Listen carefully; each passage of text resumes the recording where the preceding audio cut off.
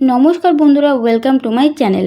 আজ আমি তোমাদের মধ্যে সম্পূর্ণ নিরামিষ পদ্ধতিতে ডালিয়া রান্নার রেসিপি শেয়ার করছি, যেটা তোমরা কোনো উপবাস বা নিরামিষ দিনে বানিয়ে খেতে পারবে। তাই চলো দেরি না করে ঝটপট বানিয়ে ফেলা যাক। সবার প্রথমে কড়া আমি মিডিয়াম ফ্লেমে গরম করে নিয়ে এর মধ্যে 1 চামচ ঘি দিয়েছি। ঘি দেওয়ার পর এর মধ্যে দিয়ে দিয়েছি ডালিয়াটা আমি একটা বাটি মেজারমেন্ট করে নিয়েছি। অবশ্যই ডালিয়াটা মেপে নেবেন, কেন সেটা আমি তোমাদেরকে পরে বলছি। 1-2 মিনিটের মতো ডালিয়া মিডিয়াম ফ্লেমে ভেজে নিয়ে এটা কড়া থেকে নামিয়ে নিতে হবে। তারপর আবারও কড়া বসিয়ে এর মধ্যে 3 চামচের মতো সাদা তেল দিয়ে তেল খুব ভালো করে গরম করে নিয়ে এর মধ্যে দিচ্ছি সামান্য পরিমাণ হিং, সামান্য গোটা জিরে আর 2টো কাঁচা লঙ্কা। এগুলো হালকা একটু ভেজে নেবো, আর গ্যাসের ফ্লেম কিন্তু মিডিয়ামেতেই আছে। হালকা একটু ভেজে নিয়ে এর মধ্যে এবার দেবো সবজির মধ্যে নিয়েছি আমি গাজর, আলু, বরবটি আর ক্যাপসিকাম। এগুলো আমি কিউব সাইজ করে কেটে নিয়েছি। তোমরা তোমাদের পছন্দের সবজিও ব্যবহার করতে পারবে। এইবারে সবজিগুলোকে কিছুক্ষণ খুব ভালো করে ভেজে নেব। খুব লাল লাল করে ভাজার দরকার নেই, হালকা কিছুক্ষণ একটু ভেজে নিলেই হবে। আর মাঝে মাঝে অবশ্যই একটু নেড়ে চেড়ে দেবেন, নাহলে এটা তলায় জড়িয়ে যেতে পারে বা বসে যেতে পারে।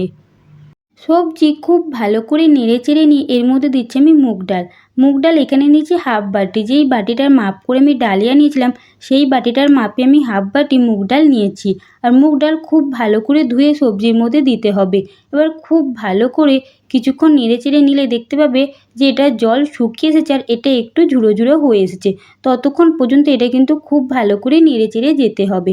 দেখো আগের থেকে ডালটা অনেকটাই শুকনো হয়ে এসেছে আর এর মধ্যে আর কোনো রকম জল নেই। এবার আমি এর মধ্যে দিয়ে দিচ্ছি হলুদ গুঁড়ো। 1 চামচের মতো হলুদ গুঁড়ো দিচ্ছি আর দিচ্ছি স্বাদ মতো লবণ ও হলুদ গুঁড়ো দিয়ে আবারও খুব ভালো করে সমস্ত কিছু একটু মিশিয়ে নেব। কিছুক্ষণ খুব ভালো করে একটু ভেজে নেব, যাতে হলুদের কাঁচা গন্ধটা চলে যায়। অবশ্যই ডালিয়া ও মুগ ডাল বাটি মেজারমেন্ট করে ইউজ করবে। এইবার আমি এর মধ্যে দিয়ে দিচ্ছি ভেজে রাখা ডালিয়া দিয়ে খুব ভালো করে একটু নাড়াচাড়া করলে দেখতে পাবে যে হলুদের কালারটা ডালিয়ার সাথে খুব ভালোভাবে মিশে গেছে।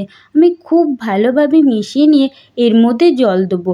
আর আমি এখানে 750 ml এর মতো জল ব্যবহার করছি, যেটা তোমরা তোমাদের পরিমাণ অনুযায়ী কম বেশি করতে পারো। কারণ এখানে আমি ডালিয়া, ডাল, সবজি অনেকটা পরিমাণে আছে, তাই জলটা আমি একটু বেশি পরিমাণেই ব্যবহার করছি। তোমরা তোমাদের প্রয়োজন মতো জল ব্যবহার করো। জল দিয়ে জলের সাথে সমস্ত কিছু খুব ভালো করে মিশিয়ে দিতে হবে। আর তার সাথে গ্যাসের ফ্লেম একদম হাই করে দিতে হবে। হাই ফ্লেমে করে দিয়ে অপেক্ষা করতে হবে এটার মধ্যে ফুট আসা। দেখো আগের থেকে এটার মধ্যে ফুট আসতে শুরু করেছে। এইবার এটা আমি 10 মিনিটের মতো ঢাকনা চাপা দিয়ে দিচ্ছি। আর তার সাথে গ্যাসের ফ্লেম মিডিয়ামে করে দিতে হবে। মিডিয়াম ফ্লেমে 10 মিনিট ফুটে যাওয়ার পর এটা আমি ঢাকনা খুলে আবারও খুব ভালো করে নেড়ে চেড়ে দিচ্ছি। অবশ্যই এটা 10 মিনিট পর একটু নেড়ে চেড়ে নিতে হবে।